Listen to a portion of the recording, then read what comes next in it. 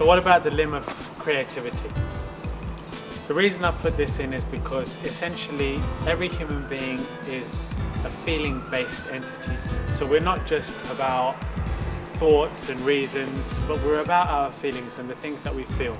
So it's very important that there is an element of us that can communicate. Essentially, they say in the yogic sciences that a human being can never be happy unless he is in connection with others. And not other human beings as such, but a soul-to-soul connection from here to another person inside. So unless somebody has the ability to express themselves and to get across to other people, you can't really be happy unless you're making people happy, basically. And you can't do that unless you're expressing some part of yourself. A comedian, for example, is someone who expresses themselves. They're expressing joy to other people. An artist will create a picture. To them, that picture might be coded a little bit, but the fact that other people like it means that there's some kind of communication. A writer obviously gets themselves across to other people well. A musician creates such pleasure for people through their music. It brings out that great feeling in another person. Again, it's a relationship between these two beings. But this creativity is a very, very special force. And creativity is inside every single person. Some people are creative about making money. Some people are creative about mathematics. But the kind of creativity I'm talking about is personal.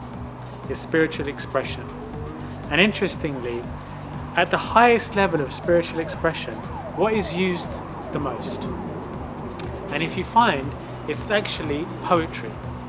A lot of the great texts of our times, in Hinduism, for example, the Gita and the Ramayana, in the Bible you have parables and you have verses and gospels and hymns, and a lot of the time people use this expression of poetry to express the highest spiritual values. They say that the mind uses words, the heart uses song, but the soul uses poems.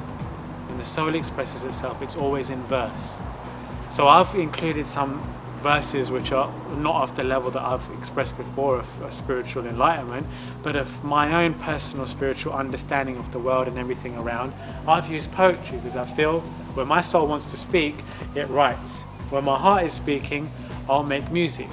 And when my mind wants to communicate, I'll use words, spoken words, like I'm doing with you now. But something has to be there for a human. If you don't have that kind of expression of something, you'll find yourself getting bottled up. You'll find yourself irritable, you'll be angry more, there'll be resentment, or there'll be a lack of development in your being. I find that when I write, or a human being writes, it's like laying down your thoughts to rest on the paper, and then you can move on. Otherwise your mind is like a washing machine on constant spin cycle. Everything's going around, nothing's actually coming out. So what do? From the age of 20 to 60, you're the same person. There's no development in your consciousness. So expression also in creativity is a way of moving on stages. If you watch musical artists, like one of my favorite artists is Prince, and every time he puts an album or a CD out, it's different to what he'd done before, because he's laying one part of himself down, moving to another. And artists like Madonna in music changes because they're developing. Now if they didn't do that, she'd probably stay as she was. So creativity has these powers for you, and that's why it's important to learn.